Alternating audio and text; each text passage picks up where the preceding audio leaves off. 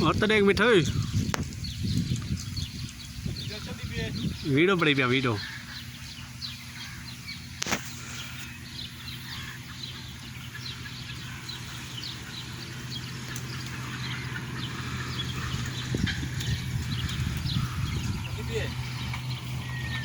ਹੁਣ ਆਂਦੀ ਪਈ ਹੈ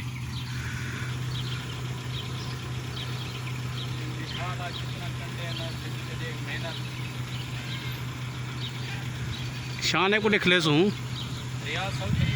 जी हाँ